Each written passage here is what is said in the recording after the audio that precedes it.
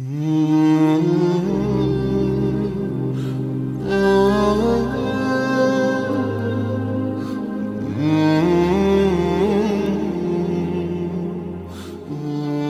باللہ من الشیطان الرجیم بسم اللہ الرحمن الرحیم الحمد للہ رب العالمین والصلاة والسلام علی محمد وآلہ الطاہرین ولعنۃ اللہ علی اعدائہ اجمعین۔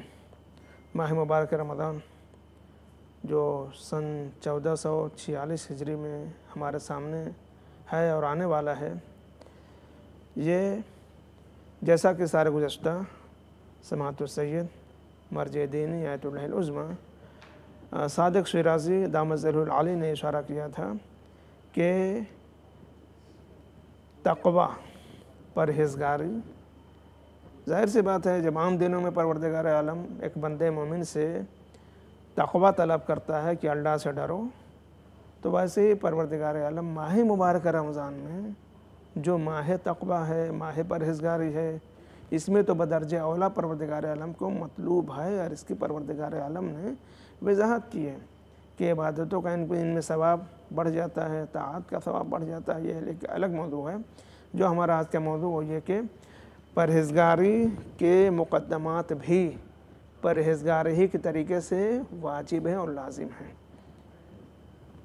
تقوی واجب ہے یا نہیں ہے؟ تقوی واجب ہے اور لازم ہے۔ تقوی جب ضروری ہے تو اس کے لیے کچھ نہ کچھ مقدمات ہونے چاہیے۔ کسی بھی جگہ پہنچنے کے لیے، کسی بھی چیز، کسی بھی شے تک رسائی کے لیے کچھ مقدمات ہوتے ہیں، اور بغیر مقدمات کے ہم وہاں تک ہمارے لیے پہنچنا ممکن نہیں ہوتا ہے۔ مثلا جیسے کہ اگر کسی کو چھت پہ چڑھنا ہو تو سیڑھی، یعنی جو اس کا مقدمہ ہوتا ہے سیڑھی یا اس کے ایسی کوئی چیز، کسی چیز کا استعمال کرنا ضروری ہے جس کے ذریعے سے وہ چھت پر چڑھ سکے۔ یا مثلا یہ تو عرف عام کی مثال ہو گئی، عام لوگ، لیکن یہ جو شرع میں جو مثال دی جاتی ہے کہ اگر کسی کو نماز پڑھنا ہے تو اس کے لیے ضروری ہے کہ اس کے مقدمات کو جانے کہ اس کے مقدمات کیوں ہیں۔ مثلا نماز پڑھنے کے لیے اس کے مقدمہ وضو ہے۔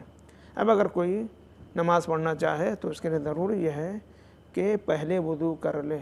بغیر وضو کے کسی نے نماز شروع کر دی تو اس کی نماز کا کیا حکم ہوگا؟ اس کی نماز ظاہراً ہو سکتا ہے دیکھنے والا کہے کہ یہ نماز پڑھ رہا ہے، لیکن چونکہ نماز پڑھنے والا خود بغیر وضو کے نماز پڑھ رہا ہے، یعنی بغیر جو چیز واجب ہو اس کے مقدمے کے بغیر اس نے اگر نماز شروع کر دی، وضو کے بغیر اس نے نماز پڑھنا شروع کر دیا ہے، تو پھر سے نماز کی کوئی حیثیت نہیں ہوگی اور نہیں بارگاہ پروردگار میں قابل قبول ہوگی۔ یا مثلا کوئی شخص نجاست کی حالت میں ہے، وضو بھی کر لیا اور نماز پڑھ رہا ہے، تو اس کے لیے کیا ضروری تھا کہ سب سے پہلے نجاست دور کرتا، کپڑے پہ نجاست ہو یا بدن پہ نجاست ہو یا کوئی نجاست معنوی ہو جس کو حدث کہا جاتا ہے، جس میں وضو یا غسل کی ضرورت ہوتی ہے، اور اس نے نہیں کیا، غسل واجب تھا اس نے نہیں کیا اور وضو کر کے نماز پڑھ رہا ہے، تو اس مقدمے کو چونکہ اس نے انجام نہیں دیا ہے، لہذا نماز کیا ہو گئی؟ نماز اس کے صحیح نہیں مانی جائے گی اور بارگاہ پروردگار میں قبول نہیں ہوگی، اور نہ ہی وہ اس ذمہ داری سے بری ذمہ ہوگا، بلکہ اس کے اوپر وہ نماز رہ جائے گی جو بغیر مقدمے کو اس نے استعمال کیا۔ تو لہذا تقوی کے لیے ضروری یہ ہے کہ اس کے کچھ مقدمات ہوں اور وہ بھی واجب ہوں۔ جس طرح سے نماز کے مقدمہ وضو واجب ہے یا نجاستوں کا اپنے جسم اور کپڑے سے دور کرنا واجب ہے، اسی طریقے سے اب اس کے اوپر ضروری یہ ہے کہ تقوی کے مقدمات کو بجا لائے۔ لہذا یہ ماہ مبارک رمضان بہترین ذریعہ ہے اپنے آپ کو متقی بنانے کا۔ ماہ مبارک رمضان کے اندر اگر انسان غور کرے کہ پروردگار عالم نے ان چیزوں کو بھی حرام قرار دے دیا جن میں سے بہت ساری چیزیں باقی 11 مہینوں میں واجب نہیں تھی، حرام نہیں تھی، ان سے پابندی کرنا واجب نہیں تھا، انہیں استعمال، ان سے دور رہنا ضرور نہیں تھا اور ان کا استعمال حرام نہیں تھا، جیسے کھانا پینا اور دوسری اور بہت ساری چیزیں ہیں۔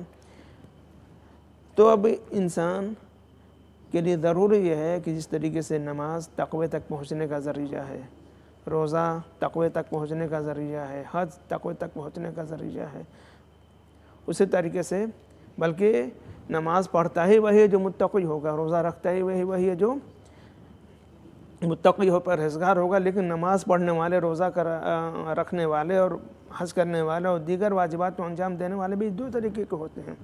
कुछ लोग जो आदत के तौर पे करते हैं, कुछ अफराद जो इबादत के तौर पे करते हैं। वो लोग जो आदत के तौर पे करते हैं, हो सकता है दूसरे हराम काम हो जिनको वो अंजाम दे रहे हों। बहुत सारे हराम काम होते हैं जिनको अंजाम दे रहे होते हैं और नमाज रोज़े के भी वो पाबंदी कर रहे होते हैं। तो इस नमाज और रोज़े को क्या कहा जाएगा? इस नमाज और रोज़े को तक़वा के बग़ैर कहा जाएगा, जहाँ तक़वा नहीं। क्योंकि अगर तक़वा होता तो जिस तरीके से वाजिबात की पाबंदी हो रही है, वैसे हराम कामों से परहेज़ की भी पाबंदी होती। लेकिन हमने देखा कि हाँ रही हो कुछ वो हालात जिसमें सहवन और भूल चूक से इंसान से गलती हो जाती है या वाजिब छूट जाता है या मसलन हराम काम अंजाम पा जाता है, तो बात उसकी नहीं हो रही है। क्योंकि इंसान है, ये भूल चूक और ख़ता व निस्यान से मुरक्कब है, तो इसी के लिए तो शफ़ाअत रखी गई है। लेकिन वाक़ईन अगर किसी के अंदर तक़वा पाया जाता है और मुत्तक़ी है, तो फिर वो कोशिश करेगा। असल जो अज़र हमें मिल रहा है ना, ये कोशिश करने का मिल रहा है कि हम परहेज़गारी की हद्दल इम्कान कोशिश करें। जैसा कि परवरदिगार आलम ने क्या ऐलान किया है, फ़त्तक़ुल्लाह मस्तताअतुम, जितना तुमसे हो सके अल्लाह से डरो। तो ये जो तक़वे के लिए इंसान के अपनी क़ुव्वत की जो शर्त लगाई गई है, ये नहीं कि उस तक़वे को उस मंज़िल तक पहुँच जाओ या पहुँचने की कोशिश करो जो तुम्हारी हिम्मत और ताकत और बदनी सलाहियत से बालातर है, जो फ़ौक़ल आदा है, उसकी उस तक़वे की बात नहीं हो रही है। इसलिए शर्त परवरदिगार आलम लगा दिया, फ़त्तक़ुल्लाह मस्तताअतुम, जितना तुमसे हो सके, जितना तुम्हारे इम्कान में हो, जितना तुम्हारे क़ुव्वत और ताकत के अंदर हो, तुम्हें अल्लाह से डरते रहना चाहिए, अल्लाह का तक़वा अख्तियार करते रहना चाहिए। तो लिहाजा दोनों एक दूसरे के लिए मुक़द्दमा और ज़ुल मुक़द्दमा हो सकते हैं, यानी नमाज तक़वे के लिए मुक़द्दमा और तक़वा नमाज के लिए मुक़द्दमा। लिहाजा इंसान जब तक कि मुत्तक़ी नहीं बन जाता है, उस वक्त तक उसकी सूरत हाल ये होती है कि नमाज भी आदत के खाने में चली जाएगी, रोज़े भी आदत के खाने में चले जाएंगे, और हज और दीगर वाजिबात चीज़ें जिनकी पाबंदी इंसान कर रहा है, सब के सब आदत के खाके में चले जाएंगे और खाने में जाएंगी, इबादत के खाने में जाने वाली नहीं है। तो लिहाजा ज़रूरी यह है कि तक़वे से पहले मुक़द्दमात तक़वा को समझा जाए और उस एतबार से ज़िंदगी गुजारी जाए। फिर इंसान हराम कामों से भी परहेज़ करेगा क्योंकि उसके अंदर खौफ खुदा पाया जाता है, तक़वा पाया जाता है, और वाजिबात की पाबंदी भी करेगा। वल्हम्दुलिल्लाहि रब्बिल आलमीन व सल्लल्लाहु अला मुहम्मद व आलिहि ताहिरीन।